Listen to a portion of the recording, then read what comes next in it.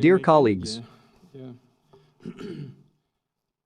I wanted to discuss a wide range of issues with you today.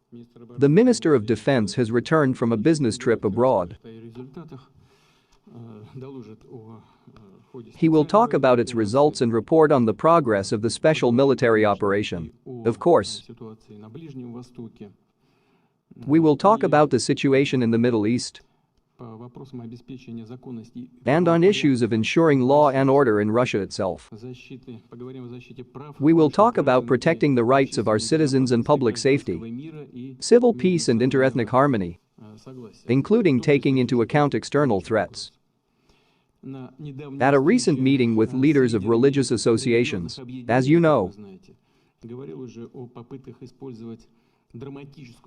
I already spoke about attempts to use the dramatic situation in the Middle East and other regional conflicts against our country, against Russia, to destabilize and split our multinational and multi-religious society. For this, a variety of means are used. As we see, these are lies, provocations, and sophisticated technologies of psychological and information aggression. I will repeat. Those who are behind the conflict in the Middle East, behind other regional crises, they will use their destructive consequences to sow hatred, to pit people around the world. This is the true selfish goal of such geopolitical puppet masters. We remember how the current round of the Middle East crisis began with a terrorist attack against civilians in Israel and against other countries on the territory of this state. We also see that instead of punishing criminals and terrorists, unfortunately, they began to take revenge on the principle of collective responsibility. The terrible events that are now taking place in the Gaza Strip, when hundreds of thousands of innocent people are being indiscriminately killed, who simply have nowhere to run, nowhere to hide from the bombings. This cannot be justified in any way. When you look at bloodied children, at dead children, at how women and old people suffer, how doctors die, of course, then your fists clench. Then tears well up in your eyes. There is no other way to say it. But we don't have to. We don't have the right. And we can't allow ourselves to be guided by emotions.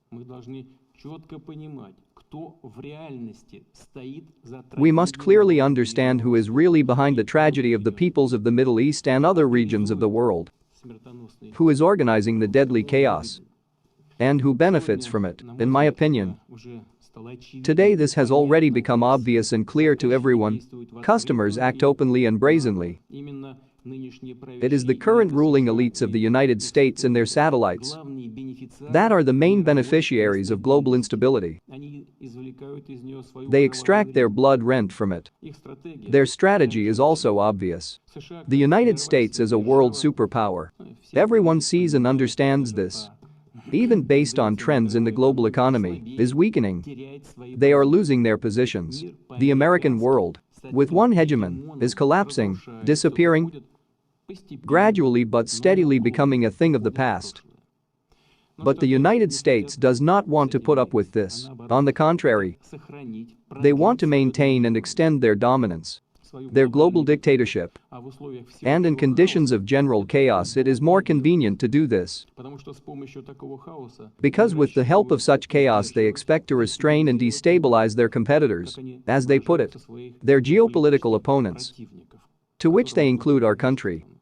But in fact, new centers of world development, sovereign, independent countries that do not want to humiliate themselves and play their role lackeys. Today Russia is not only actively participating in the formation of a new, fairer, multipolar world with equal rights and opportunities for all countries and civilizations. We are not only one of the leaders of this objective historical process, but I will say more. And everyone knows this. For our future, for the principles of a fair world order, for the freedom of countries and peoples. Russia is fighting on the battlefield. We fight consistently. Our soldiers and officers, our heroes, fight and lose their comrades. I will repeat again. Behind the tragedy of the Palestinians, and behind the massacre in the Middle East as a whole, behind the conflict in Ukraine, behind many other conflicts in the world, in Afghanistan, in Iraq, in Syria, and so on, are the ruling elites of the United States and their satellites.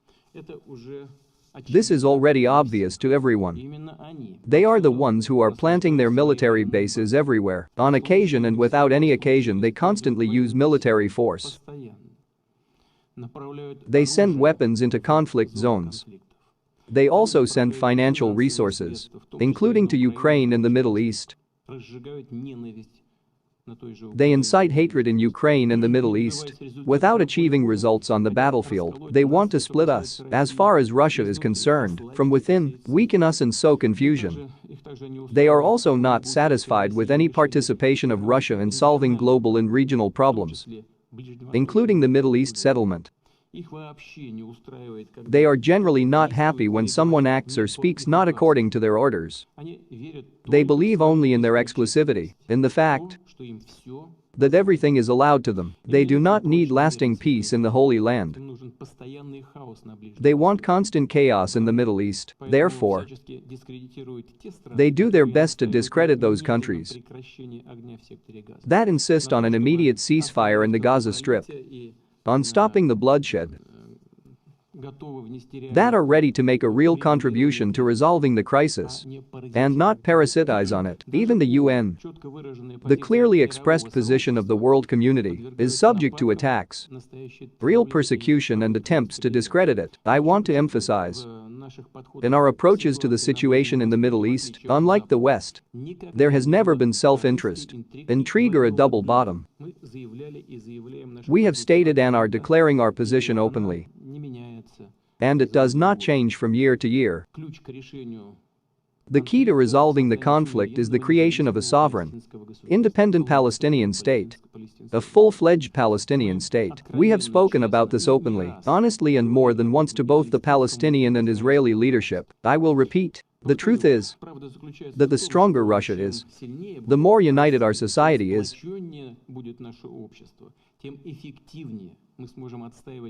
the more effectively we will be able to defend both our own national interests and the interests of those peoples who have become victims of Western neocolonial policies. I will emphasize once again, you need to know and understand where the root of evil is. Where is this very spider that is trying to entangle the entire planet, the whole world with its web, and which wants to achieve our strategic defeat on the battlefield, which uses the people it has fooled for decades on the territory of today's Ukraine. By fighting this particular enemy as part of a special military operation, I want to emphasize once again that we are strengthening the positions of all those who are fighting for their independence and sovereignty. The events in Makhachkala last night were organized, including through social networks, not least from the territory of Ukraine, by agents of Western intelligence services. In this regard, I want to ask the question, is it possible to help Palestine by trying to attack the Tats and their families? The Tats, by the way, are the titular nation in Dagestan. We can only help Palestine in the fight against those who are behind this tragedy. We, Russia, are fighting them as part of a special military operation, precisely against them, both for ourselves and for those who strive for real, true freedom. By the way, I never cease to be amazed by both the Kiev regime and their masters overseas. We know that Bandera and other henchmen of Hitler have already been placed on the podium. We know and see how the leadership of Ukraine applauds the Nazis of the Second World War. who are guilty of the victims of the Holocaust, who personally took part in these crimes, and today, under the leadership of their Western patrons, they are trying to organize pogroms in Russia. By the way, I'm not sure whether all the leading circles of the same United States know about this.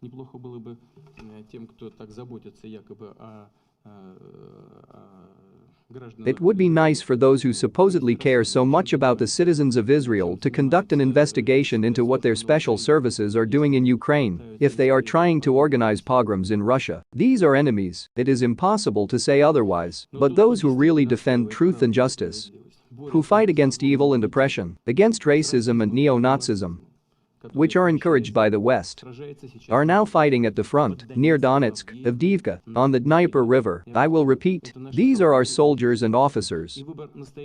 The choice of a real man, a real warrior, is to take up arms and stand in line with his brothers. To be where the fate of Russia, but also the whole world, is being decided, including the future of the Palestinian people. I want to draw the attention of the heads of all regions, heads of law enforcement agencies and special services to the need for firm, timely and clear actions to protect the constitutional system of Russia, the rights and freedoms of our citizens, interethnic and interreligious harmony,